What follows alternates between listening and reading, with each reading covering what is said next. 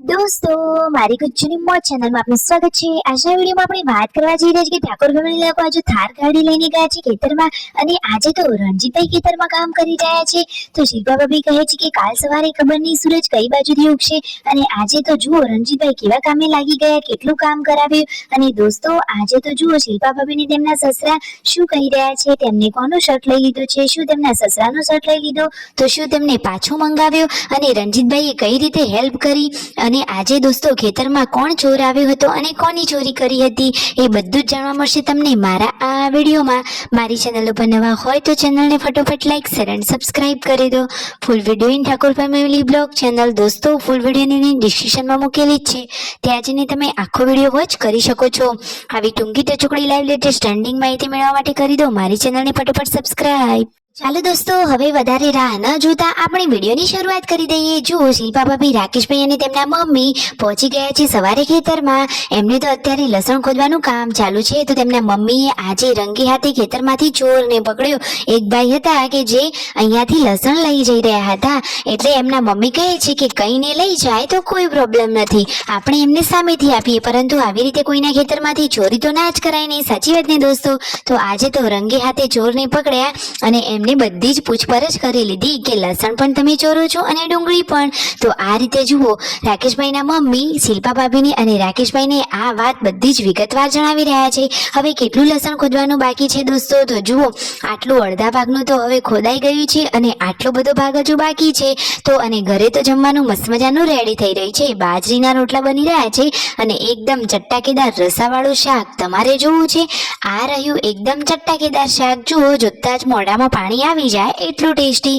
અને જુઓ મિતાંશ તો ઉષા ભાભી જોડે રમી રહ્યો છે। હવે રાકેશભાઈ તેને લેવાનો પ્રયત્ન કરે છે પણ આવતો જ નથી દોસ્તો, એનો ચહેરો કેમ ઉતરી ગયો છે અને તેમના પપ્પા જુઓ મમ્મી સાથે શું વાત કરી રહ્યા છે। તો રાકેશભાઈ કહે છે કે આપણે લાલ ગાડી લઈ ખેતરમાં જઈએ તો એમના પપ્પાએ તો ના જ પાડી દીધી, તેમના મમ્મીએ કહ્યું છતાં પણ ના પાડી। પછી આજે થાર ગાડી લઈ જવાનો પ્રોગ્રામ કેમ બનાવ્યો, ખેતરમાં કોણ કોણ જવાનું છે।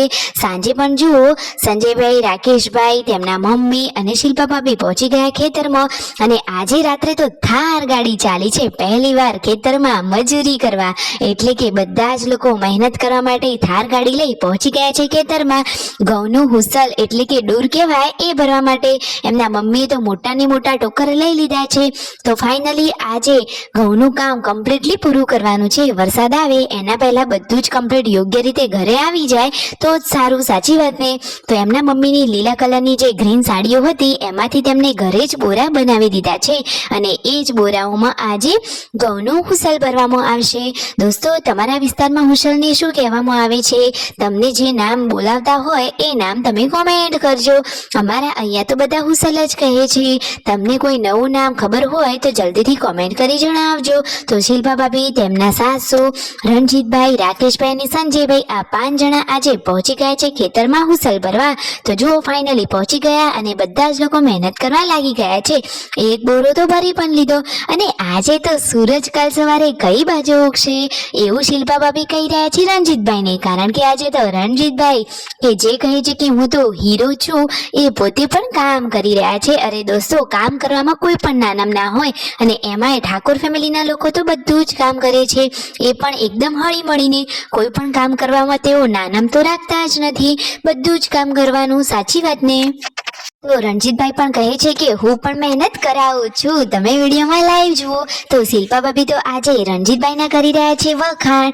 તો શું દોસ્તો સાચે જ રણજીતભાઈના વખાણ કરવા જોઈએ ને? હા, સાચી વાત છે, રણજીતભાઈએ પણ કામમાં ફૂલ સપોર્ટ કર્યો છે તો એમના પણ વખાણ તો બને જ। તો ફાઇનલી હવે બધા જ લોકોના સાથ સહકારથી બોરા બધા જ ભરાઈ ગયા છે। ઘરે આવી બધા લોકોએ નાહી ધોઈ લીધું, પછી બધા જેમ નહીં લે એમ જમવા માટે બેસી ગયા। તો લાઈક શેર એન્ડ સબસ્ક્રાઇબ।